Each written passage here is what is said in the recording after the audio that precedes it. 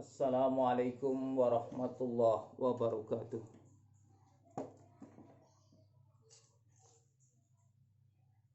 Ila hadratin Nabil Mustafa Sayyidina Muhammadin sallallahu alaihi wasallam wa ila hadrati jami'il anbiya wal mursalin wal awliya wa syuhada salihin wa jami'il malaikatil muqarrabin ila hadrati sultanil awliya Syekh Abdul Qadir Jailani wa Syabil Hasan Asyadili wa Nabiullah Hidra alaihi salam bil Abbas Balia bin Malkan wa ila hadrati muallifi hadzal kitab afadallah alaina min barakatihim wa karamatihim wa syafaatihim wa ulumihim ghafarallahu lana wa liwalidina wa limasyaikhina wa lahumul fatihah.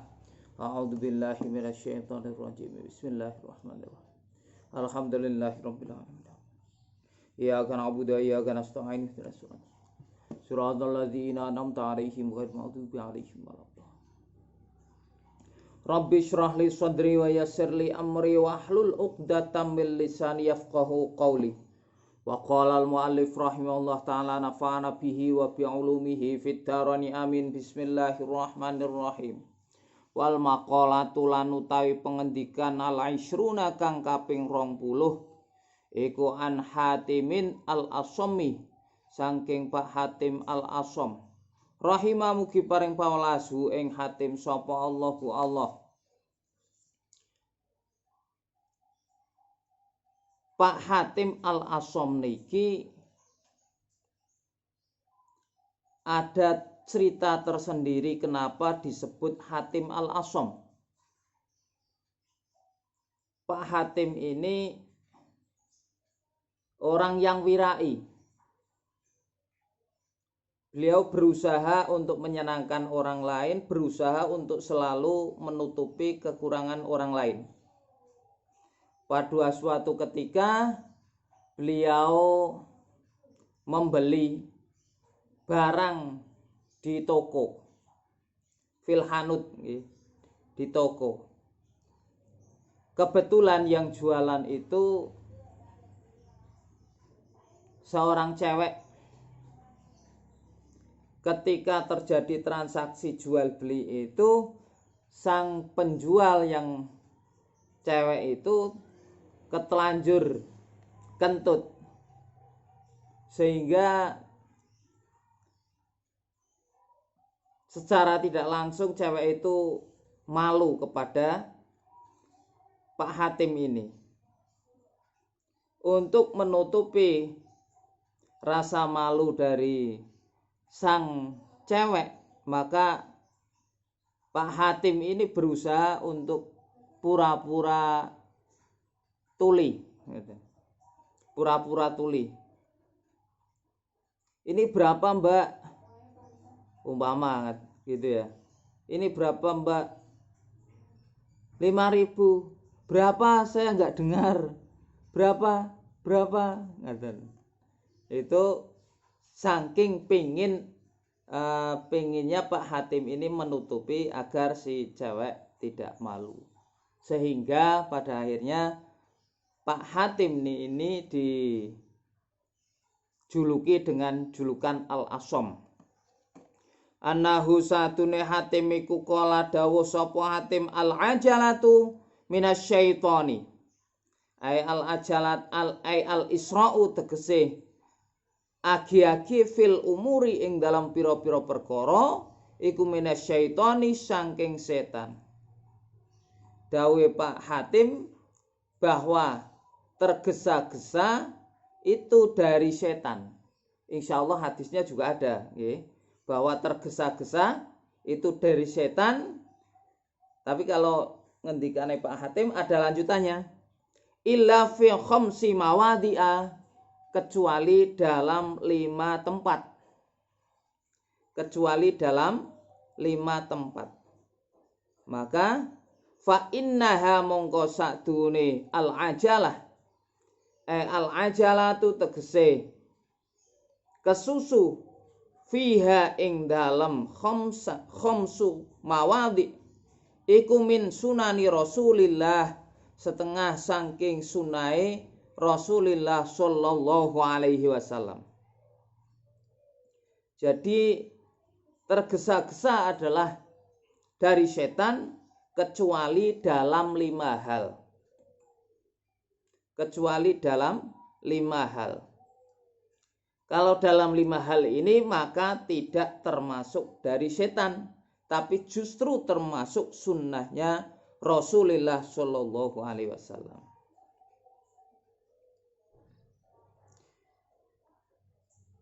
It'amud dhaifi, yaiku aweh pangan tamu, bima kelawan perkara la yatakallafu kang ora merdi-merdi sapa wong indal mudhayyafi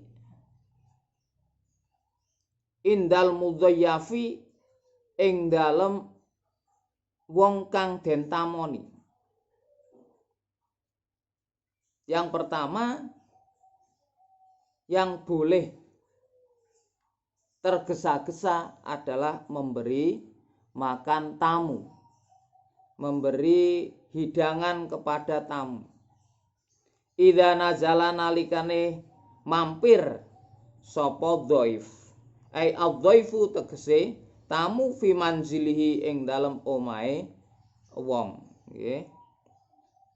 Ketika ada tamu mampir, maka segeralah diberi hidangan, diberi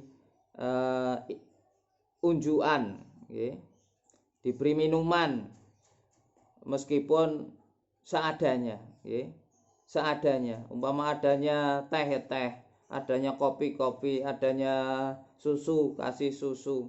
Ada jus, silahkan kasih jus.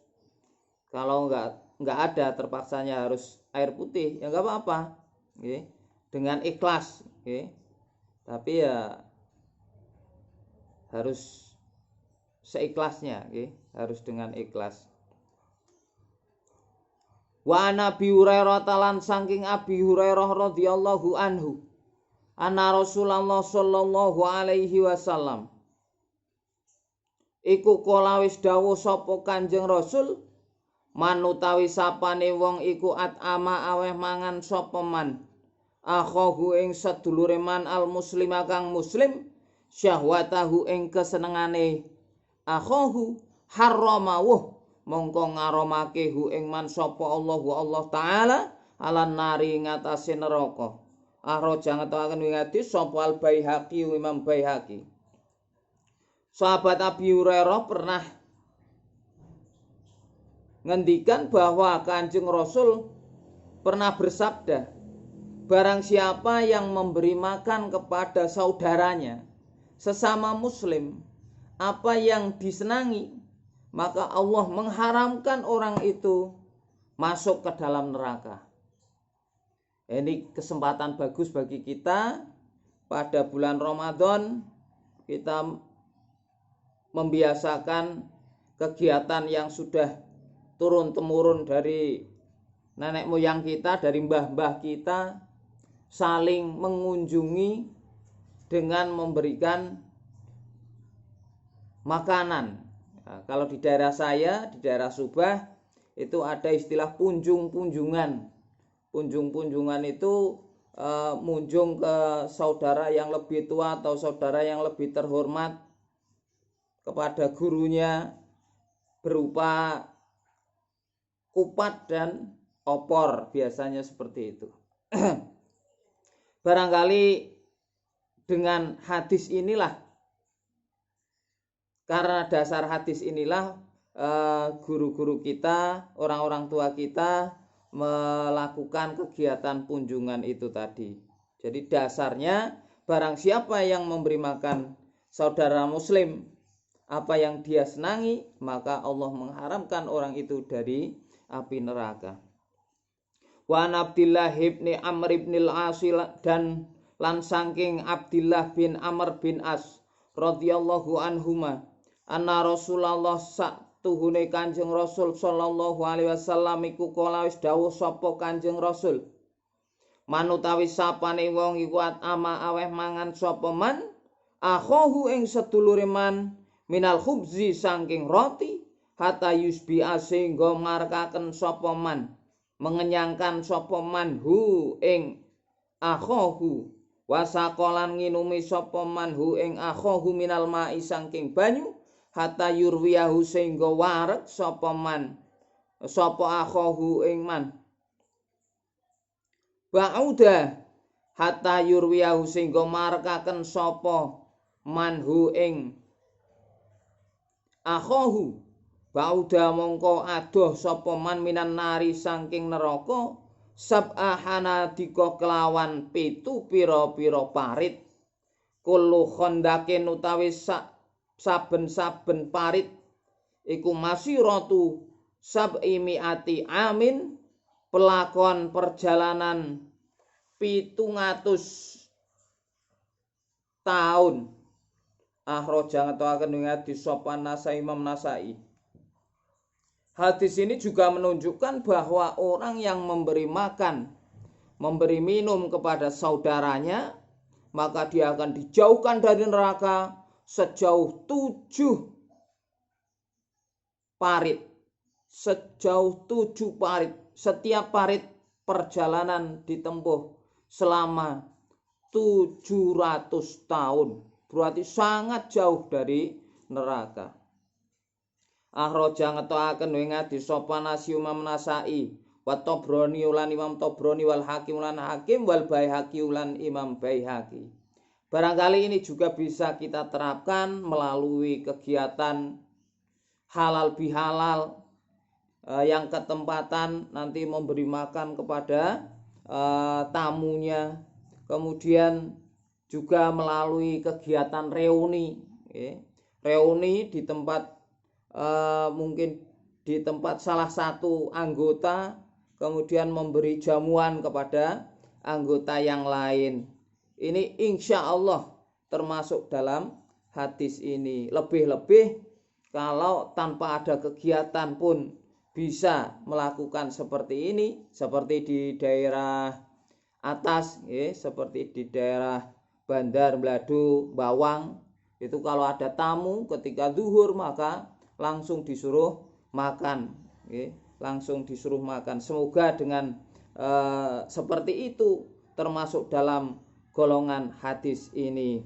Dijauhkan oleh Allah 7 parit, setiap parit 700 tahun perjalanan.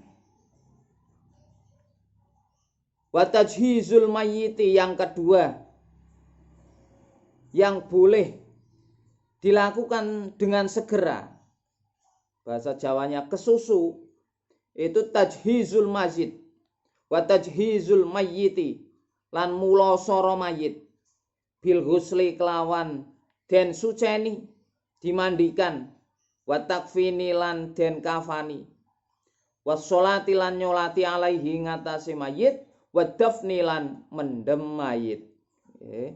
Termasuk yang pertama tadi yang boleh segera dilakukan atau boleh kesusu adalah memberi hidangan kepada tamu. Yang kedua adalah tajhizul mayit, mulasara mayit, ngopeni mayit. Dengan apa? Dengan cara mensucikannya segera, mengafaninya segera, menyolatinya segera, dan memakamkannya segera. Tajhizul masjid ini termasuk fardu, tapi fardu kifayah. Sehingga ketika dilaksanakan oleh sebagian muslim, yang muslim lainnya tidak melaksanakan, maka sudah gugur kewajiban tersebut. Namun kalau tidak ada yang melakukan sama sekali, maka seluruh orang yang ada di situ menjadi dosa karena meninggalkan fardu. Idza mata nalikane wis seda sapa mayit, yakinan kelawan yakin, harus diyakinkan dulu. Jangan sampai belum yakin dimandikan saja, ujuk-ujuk mayitnya bangun, kaget, kaget, medeni bocah. Ini karena sembrono, berarti tidak dicek, dipastikan dulu. Tapi insya Allah zaman sekarang sudah ada banyak bidan, sudah banyak orang yang paham bagaimana orang meninggal sehingga kemungkinan kecil kondisi koma kok dimandikan, dianggap sudah meninggal. Ruwaya dan diwayataken napa anahu satune Kanjeng Nabi sallallahu alaihi wasallam iku qala dawuh sapa Kanjeng Nabi, inna awwala ma yujazal mu'minu, inna awwala ma satune kawitane perkara yujaza kang den wales sopal mukmin wong mukmin ba'da mauti ing dalam sawuse matine mukmin iku ayu faro yen to den ngapura li jami iman kedue sekabehane wong tabi akang manut sapa man janazatahu ing jenazahe mukmin. Nggih, ngendikane Kanjeng Nabi bahwa orang mukmin kalau meninggal dunia maka balasan yang pertama karena orang mukmin itu adalah orang yang mengantarkannya ke peristirahatan terakhir itu akan mendapat ampunan dari Allah. Jadi kalau ada orang mukmin meninggal, maka harapannya kita sebagai orang mukmin mengantar jenazahnya, ngiring jenazahnya dari rumah ke masjid, nyolati, kemudian dari masjid dibawa ke makbarah. Karena orang yang mengiring jenazah tersebut akan diampuni oleh Allah. Roang riyataken ing hadis sopal Baihaqi Imam Baihaqi. Warawalan riyataken napa anahu satune Kanjeng Nabi sallallahu alaihi wasallam.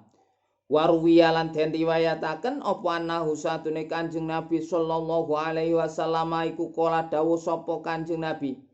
Idza mata nalikan wis mati sapa rajul wong lanang min ahlil jannati saking ahli swarga istahya mongko isin sapa Allahu Allah azza halimahulur Allah wa jalalan mawagung Allah isin ayu adziba ing yen to niksa sapa Allah man ing wong hamala kang gawa sapa man hu ing rajul waman lan wong tabi'a kang ngetut bureni sapa man hu ing rajul ngiring jenazahe waman lan wong sholat kang gelem nyolati sapa man alaihi ngatasi rajul rawahu Dailami rawahu ngriyataken ing hadis sapa Dailami Imam Dailami. Dados ngendikane Kanjeng Nabi barang siapa ngiring jenazah seorang laki-laki yang ahlul jannah, berarti orang laki-laki dalam pandangan kita ahlul jannah, orang laki-laki yang soleh, ustadz atau Pak Yai atau ulama Indonesia gitu ya. Dalam hadis ini disebutkan istahyallah azza wa jalla ayu adziba man hamalahu wa man tabi'ahu wa man sholla alaihi. Allah akan malu menyiksa orang yang memikulnya, menyiksa orang yang mengiringnya, dan menyiksa orang yang mau mensolatinya. Oleh karena itu, alhamdulillah sudah berjalan di masyarakat ketika ada orang alim meninggal, kemudian mereka berebut untuk memikulnya, berebut untuk mengiringnya, berebut untuk menyolatinya. Insya Allah sesuai hadis ini, semoga orang-orang yang semangat dalam memikul jenazah, semangat dalam mengiring jenazah seorang alim, semangat dalam mensolati jenazah orang alim, maka termasuk ke dalam hadis ini. Allah akan malu untuk menyiksanya besok di hari kiamat. Rawahu ngriataken ing hadis sapa Dailami Imam Dailami. Yang ketiga, wa tazwijul binti. Hal yang boleh dilakukan secara segera, tergesa-gesa adalah tazwijul binti, menikahkan anak perempuan idza balagot nalikane wis balik, wis teko mangsane nikah. Karena apa? Ya karena memang anak perempuan itu rawan. Anak perempuan itu rawan. Kalau sudah punya calon atau kondisinya tidak kuliah, tidak mondok, maka lebih baik segera dinikahkan. Segera dinikahkan. Meskipun sekarang ada aturan dari pemerintah, dulu aturan pernikahan bagi perempuan itu 17 tahun. Tapi sekarang oleh pemerintah dilebih tuakan sehingga 19 tahun. Hal ini dikandung maksud agar calon ibu ini memang betul-betul sudah dewasa sehingga tidak ada pernikahan dini. Tidak ada pernikahan dini sehingga tidak banyak terjadi perceraian karena harapannya sudah dewasa semua.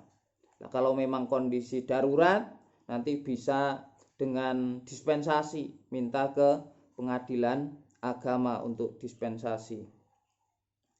Nah, kita tetap harus mengacu pada peraturan yang dibuat oleh pemerintah. Atiullaha wa atiur rasul wa ulil amri minkum.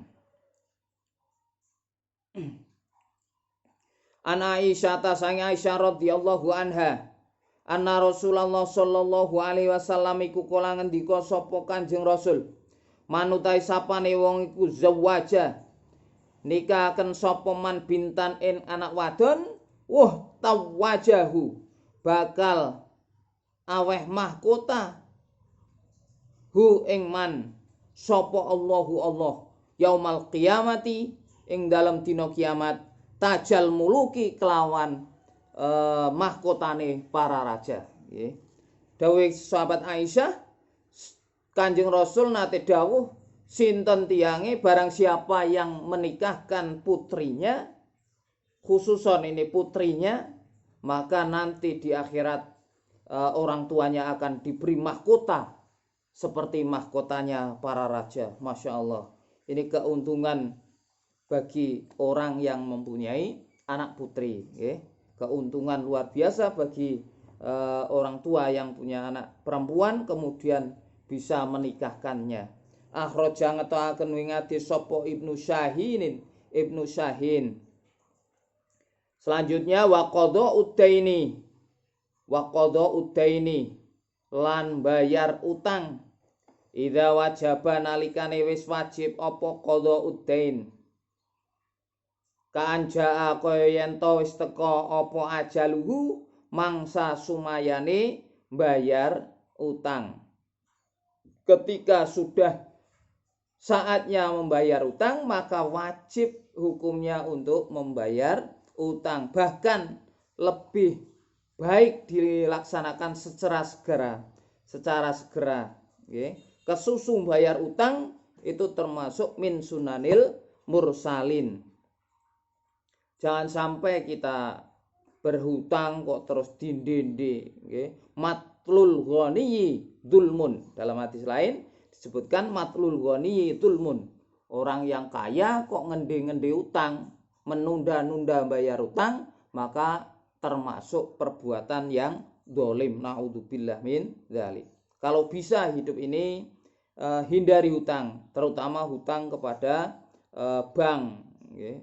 Itu termasuk hal yang kurang baik sebetulnya. Meskipun saya sendiri juga masih hutang di bank, masih hutang di Koperda gitu. Tapi usahalah untuk tidak berhutang ke bank karena sebagian ulama mengatakan bahwa itu adalah riba. Meskipun juga ada yang mengatakan bahwa itu umumul balwa, tidak bisa dihindari. Kita menyimpan uang di bank, gaji dari bank dan lain sebagainya lewat bank dan lain sebagainya, termasuk juga ambil BLT di bank, kemudian ada bantuan COVID juga masih menggunakan bank. Maka ada yang mengatakan itu umumul balwa, tidak bisa dihindarkan. Ka'an ja'a ajaluhu. Itu tadi ya, bahwa termasuk hal yang dibolehkan ke susu, bahkan itu termasuk sunnahnya para nabi adalah membayar hutang. Membayar hutang tepat waktu itu juga sebetulnya menguntungkan diri sendiri, karena itu termasuk menjaga kepercayaan. Kadang-kadang ada orang yang diberi utangan tapi sulit untuk bayar. Ada kalanya seperti itu, sulit untuk bayar. Diberi utang gampang, pinjam gampang, tapi ketika bayar sulit. Nah, ini merugikan diri sendiri sebetulnya, karena orang yang hutang kemudian tidak mau bayar itu nanti kalau mau hutang lagi sulit, apalagi di bank. Kalau di bank bisa di blacklist itu, sehingga merugikan diri sendiri, tidak bisa mengulangi lagi, mengulangi hutang lagi, karena sudah tidak dipercaya. Wa taubatu. Yang kelima adalah taubat minadzambi, dari dosa, idza farata nalikane, wa taubatu lan taubat minadzambi saking dosa, idza farata nalikane wis ketelanjur, nggih, sembrono sapa man, nggih. Kalau terlanjur melakukan dosa, maka segeralah bertobat. Biwazni qotala, kelawan wazane lafat qotala, farata, ai taqaddama tekse wis dadi dingin apa dzambu. Wan Ibnu Umar lan saking sahabat Umar radhiyallahu anhuma, ing kunna lamun ana sapa kita iku lana udu yakti milang-milang sapa kita li Rasulillah kedue Rasulullah sallallahu alaihi wasallam, fil majlis sing dalam majlis yaqulu ngendika sapa Kanjeng Rasul, Rabbi firli, Rabbi do pangeran ingsun, ifir mugi ngapura panjenengan limaring ingsun, watub lan nampa tobat panjenengan alaya ngatasi ingsun. Indaka satune panjenengan anta ya panjenengan iku at-tawwabu zat kang akeh nampa tobate, al-ghafuru tur kang akeh ngapurane, mi'ata marratin kelawan 100 ambalan. Roang riataken ngati sapa Ahmad Imam Ahmad wa Tirmidzi lan Imam Tirmidzi wa Abu Dawud lan Abu Dawud. Ngendikane Ibnu Umar, sahabat Ibnu Umar, bahwa Kanjeng Rasul itu selalu berdoa menggunakan doa ini, Rabbi firli wa tub alayya innaka antat tawwabur rahim, innaka antat tawwabul ghafur, 100 kali. Rasul yang dinyatakan disepakati oleh para ulama bahwa Rasul adalah orang yang maksum, yang dijaga oleh Allah dari perbuatan dosa. Di sini dalam hadis ini disebutkan Rasul istighfar setiap majlis 100 kali. Bahkan dalam hadis yang lain disebutkan bahwa Rasul istighfar 100 kali setiap hari, tidak kurang dari 100 kali. Padahal Rasul adalah orang yang maksum, orang yang tidak punya dosa. Maka dari itu kita harus berusaha. Kita yang banyak dosanya, kita yang tidak maksum, maka harus istighfar minimal 100 kali. Kalau bisa setiap ba'da sholat wiridan seperti biasa, subhanallah 33 kali, alhamdulillah 33 kali, Allahu Akbar 33 kali. Kemudian dilanjut la ilaha illallah 33 kali, istighfar 33 kali. Kalau kita laksanakan setiap ba'da sholat, berarti 5 waktu, 33 kali 5, alhamdulillah, itu sudah, insya Allah sudah cukup untuk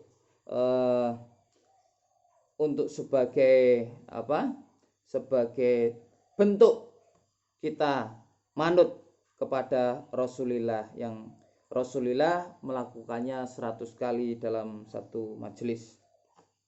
Kalau kita bisa ikut ke thariqat juga lebih baik, karena thariqat otomatis memaksa diri kita untuk berzikir, untuk berhalwat, mendekatkan diri kepada Allah, berzikir dengan termasuk salah satunya istighfar, termasuk tahlil la ilaha illallah, agar kita nanti bisa bahagia di dunia dan di akhirat.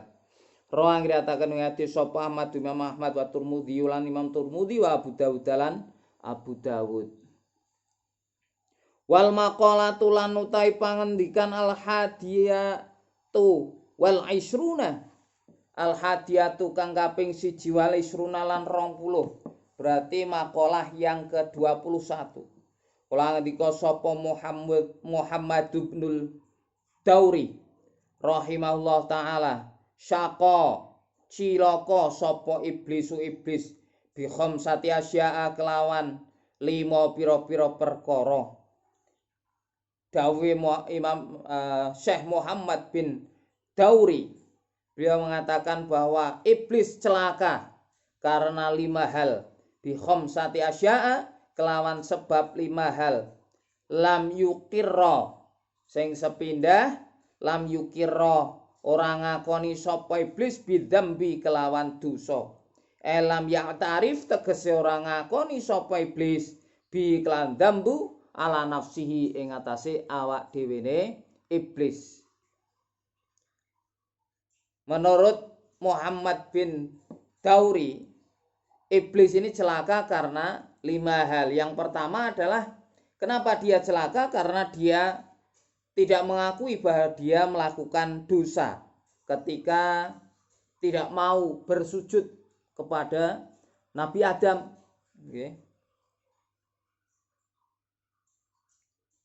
Tidak mau bersujud kepada Nabi Adam.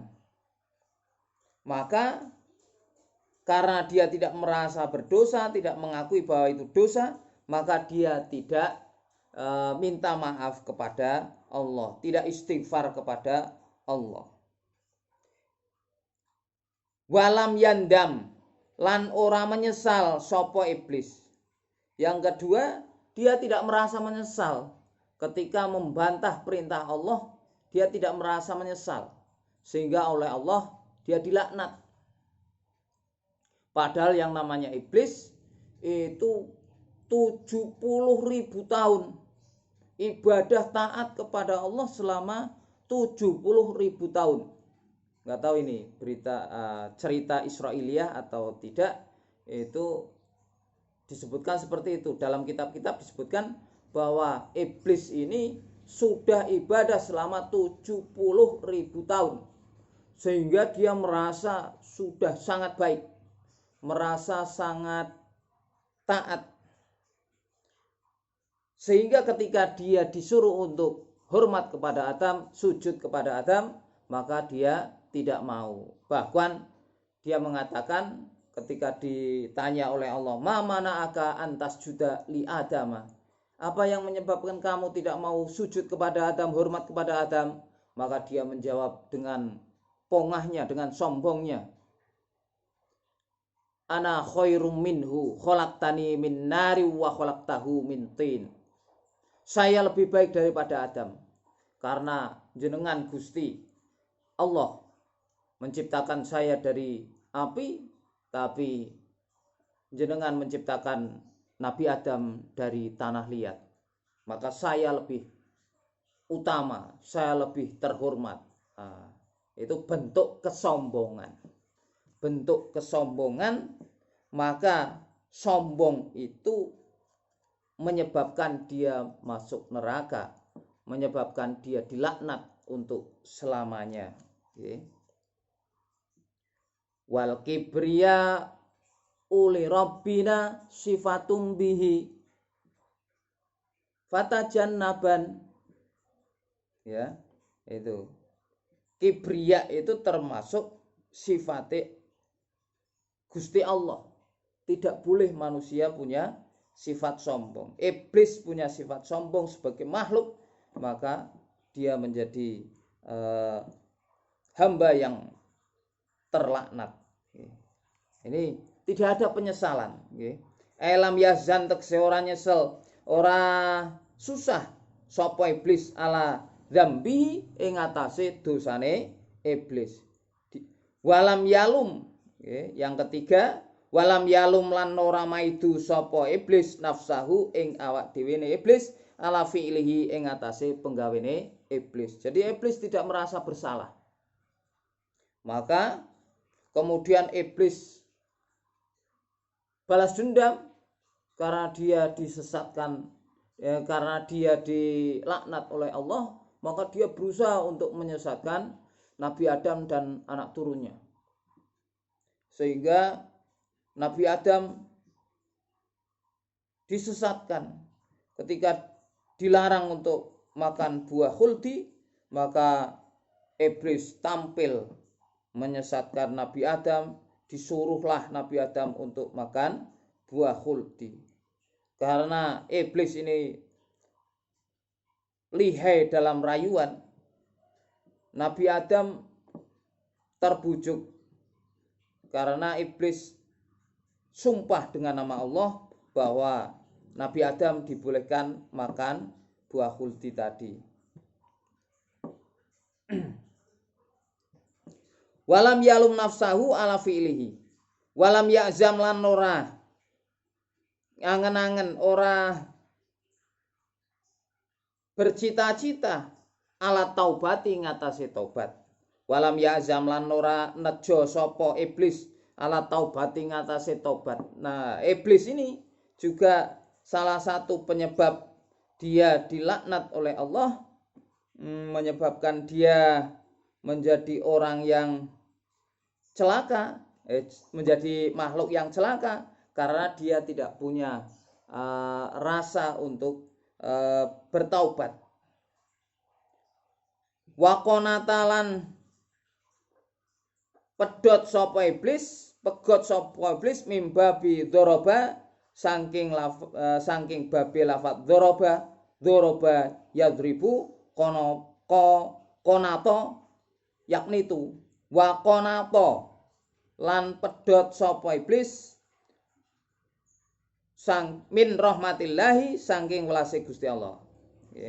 Termasuk penyebab dia jadi makhluk yang celaka adalah karena dia merasa putus asa dari rahmate Gusti Allah, saking welase Gusti Allah. Oleh karena itu kita jangan sampai mengikuti jejak iblis ini, jangan sampai kita mengikuti jejak iblis.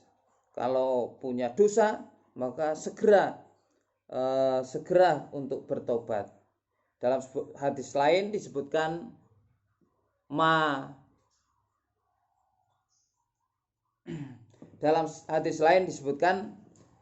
la soghirota ma'al isror wala kabirota ma'al istighfar. Orang tidak akan punya dosa besar kalau dia mau istighfar, tapi juga dia tidak akan punya dosa kecil kalau hal itu dilakukan terus-menerus. Dosa kecil kalau dilakukan terus-menerus maka akan menjadi dosa besar. Begitu juga dosa besar kalau dilakukan, kalau setelah melakukan dia istighfar, maka dosa itu akan dihapus oleh Allah. Oleh karena itu kita harus berusaha untuk selalu istighfar kepada Allah.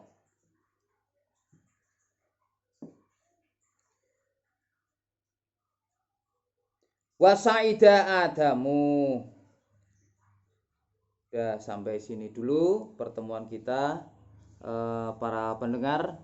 Kita lanjutkan pada pertemuan yang akan datang dengan melanjutkan makalah yang ke-21 ini dari kitab Nasoihul Ibad. Jadi yang kita aji pada hari ini adalah kitab Nasoihul Ibad halaman 34. Dari saya kurang lebihnya mohon maaf bila ada tutur kata yang kurang berkenan. Wallahul muwaffiq ila aqwamit thoriq. Assalamualaikum warahmatullahi wabarakatuh.